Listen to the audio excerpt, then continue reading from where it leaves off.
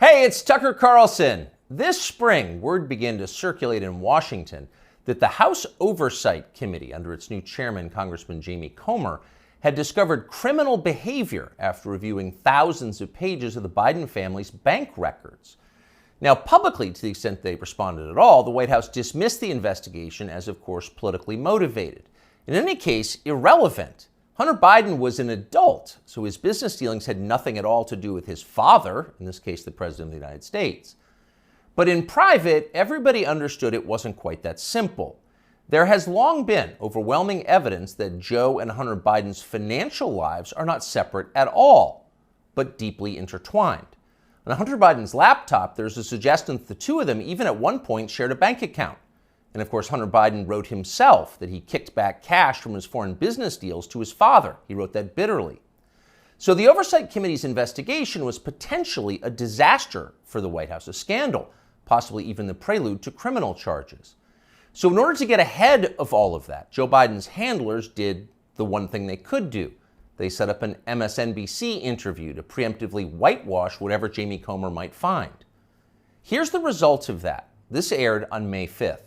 Sir, there is something personal that's affecting you. Your son, while there's no ties to you, could be charged by your Department of Justice. How will that impact your presidency?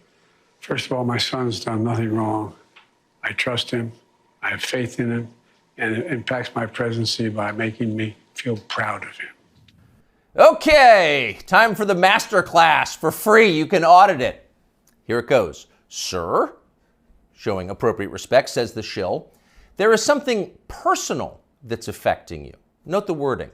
Personal, not of public concern, nothing law enforcement might be interested in, but personal, a sad family tragedy.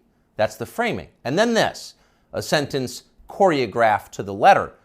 Your son, while there's no ties to you, could be charged by your Department of Justice. Got that? Well, there's no tie to you. So the answer is, in fact, in the question. Whatever Hunter Biden goes down for, and we know he is going to be charged because MSNBC said so, but when that happens, that's Hunter's problem. It's got nothing to do with Joe Biden. Rest easy, America. 5 days later, the Oversight Committee released its findings, and they were, in fact, devastating. Quote, bank records show the Biden family, their business associates, and their companies, their many companies, received over $10 million from foreign nationals and their related companies, the committee wrote. Investigators had, quote, identified payments to Biden family members from foreign companies while Joe Biden served as vice president and after he left public office. So actually there was something there. It was a scandal. Racketeering, money laundering, wire fraud, those are some of the crimes the Bidens seem to have committed, in addition, of course, to selling out the United States for cash. So what would happen to them? Well, Donald Trump had an idea, quote, they'll hit Hunter with something small to make their strike on me look fair. Trump wrote that about 2 weeks ago, and it turned out those were prescient words. This morning, Hunter Biden pleaded guilty to pretty much nothing. Biden pled to 2 misdemeanor tax evasion charges, then entered a diversion on a federal gun charge. That's it. As far as Merrick Garland's Justice Department is concerned, Hunter Biden is done. There was no pre-dawn raid carried live simultaneously on CNN. There was no perp walk, no handcuffs, no press conference. Above all, there was no felony. Hunter Biden, who broke federal gun laws, can still carry a gun. It's like it all never happened. In fact, the Justice Department just baptized Hunter Biden, a lifetime of sins washed away in an instant. It was a secular miracle. Most miraculous of all, Hunter Biden somehow escaped a FARA charge. FARA is the Foreign Agent Registration Act, and it is exactly what its name suggests. Under federal law, if you are acting as an agent of a foreign nation in Washington, you are required to register with our government to let everybody know.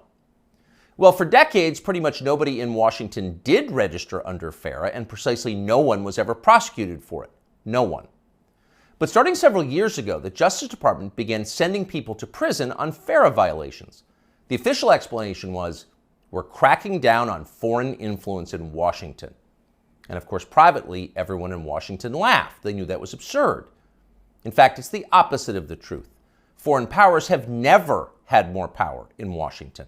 Their agents are everywhere, in every federal agency and throughout business. down to and including in executive positions at various social media companies. The Biden administration knows all of this, and it's not a problem. In fact, it's their policy. From the administration's perspective, the concerns and the demands of, say, the Chinese government, or particularly the Ukrainian government, are far more important than the needs of American voters. We're cracking down on foreign influence. Please.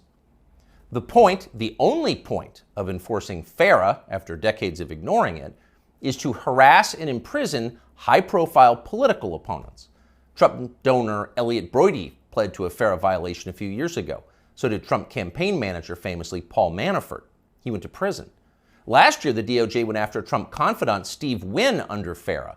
But in the end, the Biden administration overreached so comically that the whole thing was thrown out by a judge. But they tried. So as long as they're trying, if it was a fair system, Hunter Biden would be first on the list of those next to be charged with a FARA violation. In fact, many of them. Hunter Biden was a foreign agent. He never registered as one. But for years, that's exactly what he was. He sold access to his father and other lawmakers to the Chinese and the Ukrainians and countries throughout the world. There's no debate about that. The FBI has known about it for years. For years, they've had possession of Hunter Biden's laptop. But they didn't charge him for it today. They never will. Why? Well, you know the answer. Hunter Biden has good genes.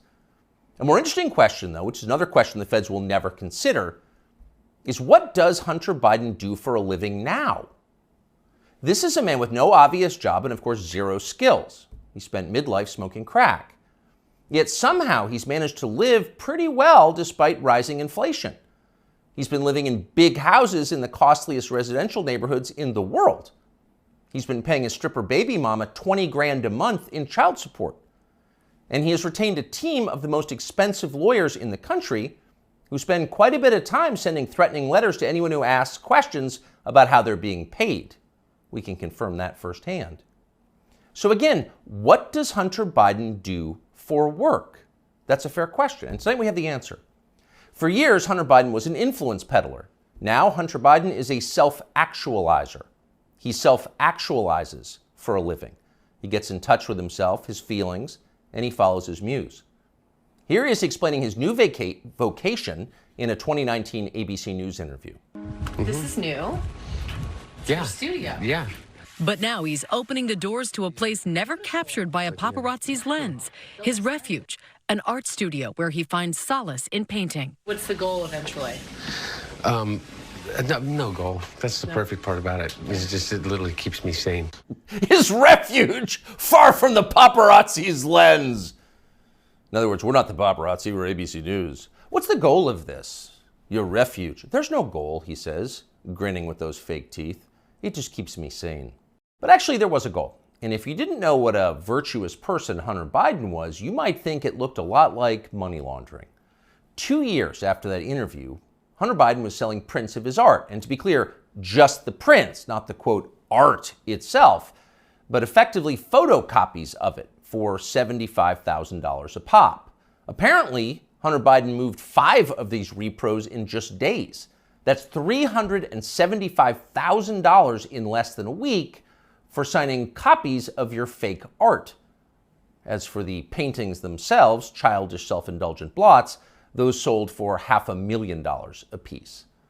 So the question is, who bought them and why? It'd be interesting to know. There's a story there for sure, but of course we have no right to know. There's no public policy implication. It's not like Hunter Biden's finances have anything to do with his father's finances. Meanwhile, once his father did become president, corporate publisher Simon & Schuster lined up as well to pay Hunter Biden's bills. According to news reports, Simon & Schuster gave Hunter Biden millions of dollars for his highly selective account of his wholly unaccomplished life. And then the publisher lined up brainless celebrity endorsers like Dave Eggers and Stephen King to promote it. King, who apparently will say anything if it helps the party, called Hunter Biden's silly manuscript a, quote, harrowing and compulsively readable memoir. And then Stephen King described Hunter Biden himself as beautiful. Needless to say, the book sold miserably, but Hunter Biden got to keep the millions, and that was the point. And so on. This kind of thing apparently happened a lot. Again, there seems to be a story here, and we think it's probably worth learning a lot more about it and bringing it to you. In the coming weeks, we will. In the meantime, though, the question is, what can we learn from Hunter Biden's plea deal today? First off, the obvious. For the children of the people in charge, there are no penalties. There are only upsides. They're princelings. They can do what they want. You are not. Therefore, you can't. So don't get any ideas about cheating on your taxes or violating federal gun laws unless you want to celebrate next year's Father's Day through the glass in the visitor's room. The rules definitely apply to you, including rules you don't yet know exist. But there is also a deeper lesson here, a more disturbing one. What we're watching through Hunter Biden's life and through the Biden administration, now entering its third year, is the total inversion of virtue. What was once considered admirable is now derided as stupid, if not racist. That would include achievement, intelligence, honesty, self-control, humility. Those are features of the old America. Those were yesterday's virtues. They are gone. In their place, all that we once considered contemptible and repulsive, we're told to worship that now. Here's a small example, but we think a revealing one. In addition to his many other sins, Joe Biden has hired what has to be the single dumbest, nastiest, most dishonest, most ridiculous person he could possibly find for the very public position of White House press secretary. There's a point to it, of course. It was a humiliation exercise. It was designed to degrade the country and dispirit the rest of us. That's the White House press secretary? Shut up! But here's the thing. The White House press secretary herself has no idea why she's in the job. She thinks she's amazing. Here she is in a clip we just saw. A year in this role, there's been a couple of things that has made me incredibly proud. Many things have made me incredibly proud to be at that podium during this historic moment. Again, this is a historic administration. I'm a historic figure, and I certainly walk in history every day. I'm a historic figure? Imagine saying that. I'm a historic figure, but she does. And she says it in a burst of sincere self-congratulation, marked by her signature bad grammar. Illiterate, but proud. Of course she's proud. Karine Jean-Pierre is now a historic figure, just like Hunter Biden is now an important artist. It makes you feel stupid for going to work.